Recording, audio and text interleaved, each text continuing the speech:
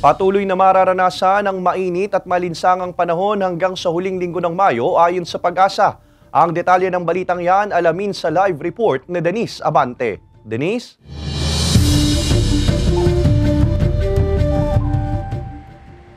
Ace, pagpasok pa lamang ng tag-init, kanya-kanya ng pamamaraan ng mga Batanggenyo para maibsan ang nararanasang init ng panahon.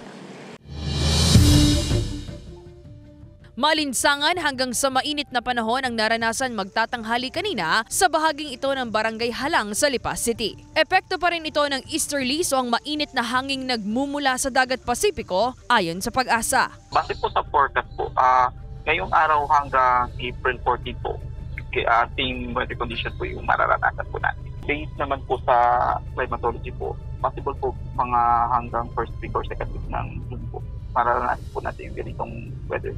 Pagdating po ng June, dito na po papasok po yung season po nung habagat po. Kaya para naman daw maibsan ang init na nararamdaman, halo-halo at sa malamig ang nilantakan ng ilang mga Lipeño gaya ni na Jennifer at Vince. Mabisa raw kasi ito para kahit papaano ay makaramdam naman ng lamig sa katawan. Pag kumakain ka ng malamig, syempre malamig yung pakiramdam mo. So malaking tulong siya. Basta moderate lang yung hindi sobra para hindi ka magkaroon ng tonsillitis or ubo. Mas maraming tubig dapat talaga lalo pag sobrang init ng panahon. Para syempre yung katawan mo is ma-dehydrate. Kakahingil po ang init kaya patanggal din po uhaw. Kung maaari po yung puti para hindi, kasi pag puti para maaliwalas tingnan.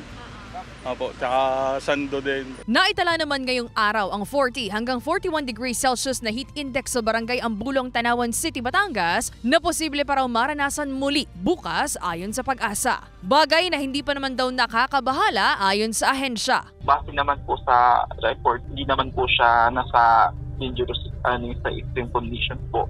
Pero pinapayuhan lang po natin yung ating mga kababayan na parating uminom ng tubig para ma-rehydrate at iwasan na lang po yung pag-inom ng mga soft drinks na maaari pong mag-cause po ng dehydration. Iwasan na din po yung paglabas, lalo na po pagdating po ng tanghali hanggang 3 p.m. po. Kaya para raw mas presko bukod sa pagkain ng halo-halo at pag-inom ng tubig upang maibsan ang init ng panahong nararanasan, maninipis na damit na lang ang isinusuot ni Jeric kapag nagmamaneho at iniiwasan na rin daw niya ang pagsusuot ng mga matitingkad at itim na damit ngayong nakararanas ng init ng panahon. Siyempre pag nasa bahay, hubad, and dapat laging ang suot nyo ay cotton o kaya nakasando. Dapat lagi puti. Puti, mga light color, mga ganun. Para presko sa paningin, tsaka presko sa katawan. Yung mga light colors dito ay nakaka-reflect po ng init at hindi po siya nag-absorb po ng init. So, mas maganda kung light colors and also wag pong magsuot ng mga makakapal or mga nakapatong po na damit.